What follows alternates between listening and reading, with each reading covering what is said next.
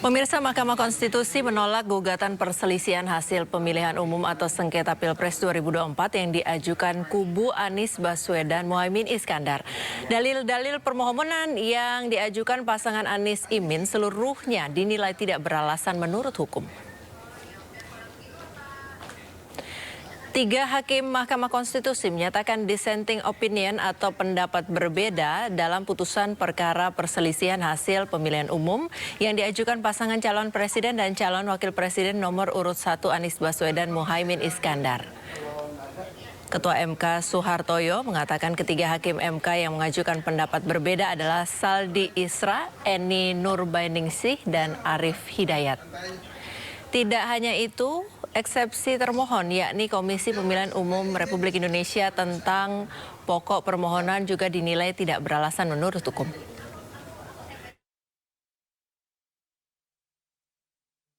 Mahkamah Konstitusi juga menolak permohonan gugatan perselisihan hasil pemilihan umum Pilpres 2024 yang diajukan oleh pasangan Ganjar Pranowo Mahfud MD. Mahkamah menilai semua dalil kubu Ganjar Mahfud dalam permohonan gugatannya tidak beralasan menurut hukum. MK menganggap dalil permohonan yang diajukan Ganjar Mahfud saling berkaitan dengan yang diajukan pemohon Anies Imin. Sehingga MK memilih tidak membacakan pertimbangan-pertimbangan hukum dari dalil permohonan Ganjar Mahfud. MK menyatakan pertimbangan detail dapat dibaca dalam berkas lengkap putusan yang akan diserahkan usai sidang. Sementara itu ada hakim MK yang mengajukan pendapat berbeda yakni Saldi Isra, Eni Nurbainingsih, dan Arief Hidayat. Namun Ketua MK Soehartoyo mengatakan pendapat mereka dianggap telah dibacakan pada perkara yang diajukan Anies Imin sebagai pemohon.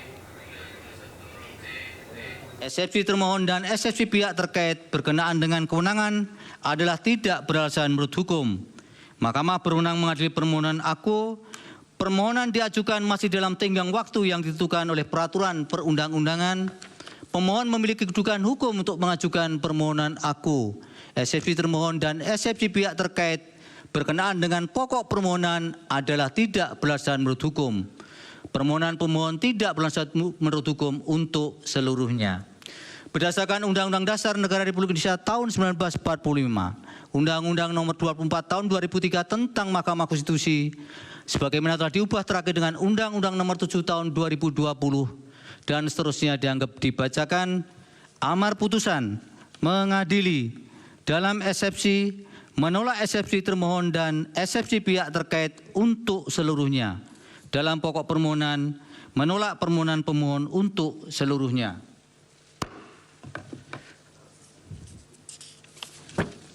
Pendapat berbeda terhadap putusan Mahkamah Konstitusi aku, terdapat pendapat berbeda dissenting opinion sebagaimana dalam permohonan nomor 1, yaitu oleh Hakim Konstitusi Saldi Isra, Hakim Konstitusi Eni Nurbainingsih, dan Hakim Konstitusi Arief Hidayat sebagai berikut yang menurut kesepakatan para hakim yang bersangkutan dianggap dibacakan.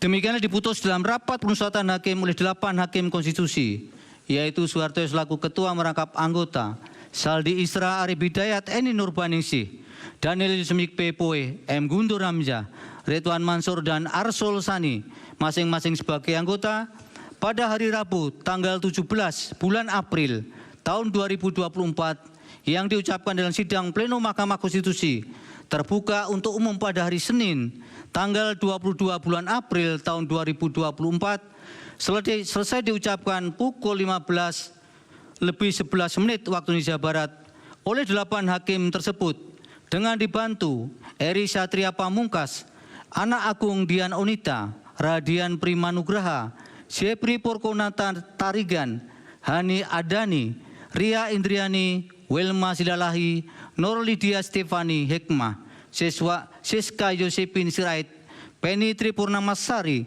Akmari Narasika, dan Mukhtar Hadi Saputra.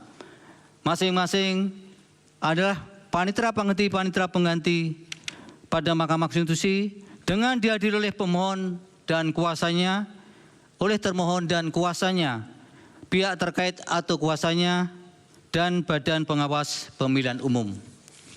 Demikian putusan yang diucapkan oleh Mahkamah pada hari ini untuk perkara nomor 1 dan nomor 2. Untuk salinan putusan akan dikirim oleh Mahkamah setelah putusan ini diucapkan atau selambat-lambatnya 2 hari kerja setelah putusan ini diucapkan. Sementara Capres dan Cawapres nomor urut 3 Ganjar Pranowo Mahfud MD menghormati keputusan Mahkamah Konstitusi yang menolak permohonan gugatan mereka. Ganjar Mahfud juga mengucapkan selamat kepada Presiden dan Wakil Presiden terpilih. Ya, prosesnya sudah berjalan. Saya, Pak Mahfud, dan seluruh tim hukum sudah menjalani proses itu. Yang pertama saya ingin menyampaikan terima kasih sama pendukung, partai pengusung, TPN, ya, warga masyarakat, dan tentu pada hakim. Hakim majelis saya apresiasi yang pertama menerima proses dari awal dan kemudian menyidangkan sampai kemudian tadi diputuskan dan ada dissentingnya. Yang menarik dalam catatan kami adalah dalam dissenting itu disampaikan bahwa eksepsi-eksepsi yang ada ditolak. Maka hakim akan mengadili. Hakim tidak hanya bicara kalkulator, lebih bicara substantif. Bahkan tadi Pak Arief sampai mengabulkan. Maka artinya nurani hakim punya ruang sendiri untuk bisa mengekspresikan dalam bentuk putusan. Dan saya kira ini adalah proses panjang yang harus kita hormati. Saya dan Pak Mahfud tinggal hari ini saja, akhir dari sebuah perjalanan. Maka apapun keputusannya kami sepakat dari awal untuk menerima, maka kami terima. Dan tentu kami mengucapkan selamat bekerja untuk pemenang. Dan mudah-mudahan PR-PR bangsa ke depan bisa segera diselesaikan. Hari ini dolar menguat, rupiah jatuh. Hari ini ada perang, ya, yang bisa bertambah dengan titik depan yang makin banyak. Harga minyaknya naik, terus kemudian kebutuhan pangan mesti dicukupi. Saya kira itu PR-PR yang jauh lebih penting untuk segera diselesaikan daripada sekedar kita berdebat yang tidak usai terkait dengan hasil ini. Itu kira-kira. Kenapa? Oh ya, kalau itu nanti ruang di parlemen. Politik, ya. Kalau hukumnya kami ada di sini. Ya, Prof. Mahfud sebagaimana ketua MK, bagaimana? Ya, begini. Tadi udah disampaikan. Pemirsa, mari kita saksikan laporan rekan Faisal Rinaldi di kawasan Patung Kuda, Jakarta. Proses penyampaian orasi dari para masa aksi di kawasan Patung Kuda saat ini. Dan Zila dan juga pemirsa, memang tadi juga sempat dilakukannya orasi dari berbagai pihak. Salah satunya ada tadi dari pihak 01 atau Amin, yakni ada Refli Harun yang memang menyampaikan orasi di panggung ataupun di mobil komando. Dan juga hingga saat ini juga orasi demi orasi masih terus dibacakan hingga saat ini di kawasan Patung Kuda. Dan Zila dan juga pemirsa, dapat kami sampaikan pula bahwa memang tadi juga sempat dilakukannya pembakaran ban oleh masa aksi di kawasan Patung Kuda ini sebagai bentuk protes dari hasil putusan MK dan juga hasil Pilpres 2024. Nah, kemudian juga Zila, tadi juga kami mantau di sini sempat dilakukannya pembakaran daripada spanduk yang berisikan atau ada foto Jokowi di sana yang juga ikut dibakar oleh masa aksi di sini yang merupakan juga sebagai bentuk protes daripada masa aksi di sini sebagai bentuk yang memang diduga Presiden Jokowi ini melakukan cawe-cawe ataupun politik dinasti yang diduga dilakukan oleh Presiden Joko Widodo. Dan Zila dan juga pemirsa, dapat kami sampaikan pula memang hingga saat ini, hingga pukul 5 sore saat ini juga memang masa aksi masih terus berkumpul atau masih terus melakukan orasi di kawasan Patung Kuda ini. Zila dan juga pemirsa, dapat kami sampaikan pula bahwa memang untuk di Jalan Merdeka Barat atau dari arah Patung Kuda menuju ke Mahkamah Konstitusi saat ini juga masih ditutup maksud kami, di mana untuk masyarakat yang akan melintas memang saat ini dialihkan terlebih dahulu melewati jalur lain. Seperti misalnya yang datang dari arah Semanggi ini bisa melewati Jalan Kebon Siri, kemudian juga bisa melewati atau memutar melewati Jalan Merdeka Selatan yang memang untuk ke arah Harmoni melewati Jalan Merdeka Barat atau depan gedung Mahkamah Konstitusi saat ini masih ditutup, Zila.